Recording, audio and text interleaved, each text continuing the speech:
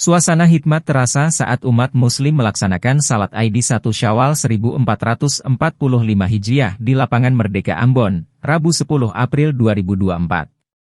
Khatib Profesor Dr. Haji Muhammad At-Tamimi mengatakan pelaksanaan salat Id di Lapangan Merdeka ini baru kembali terjadi setelah 25 tahun.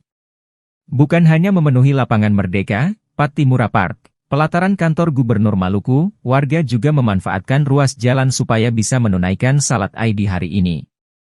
Pantauan tribunambon.com, jamaah datang sejak dari pukul 6 WIB. Jamaah salat Id datang membawa alas, mulai dari tikar, terpal hingga koran bekas sebagai alas duduk sekaligus untuk pelaksanaan salat. Tepat pukul 7.30 salat Id berlangsung dengan Imam Haji R. Hasanusi.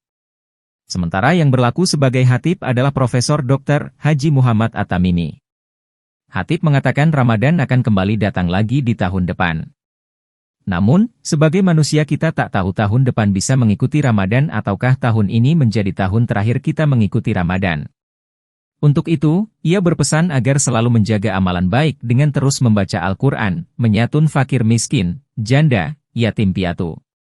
Selain itu, ia mengatakan di momen Lebaran ini tak hanya saling memaafkan, tetapi juga saling bergandeng tangan, memperbaharui tekad untuk merubah yang negatif menjadi takwah positif. Diketahui, pelaksanaan salat Id sendiri berjalan lancar, dan dikawal puluhan aparat gabungan bersenjata lengkap. Sejumlah organisasi kepemudaan juga turut mengamankan jalannya ibadah 1 Syawal itu. Download Tribun X sekarang. Menghadirkan lokal menjadi Indonesia.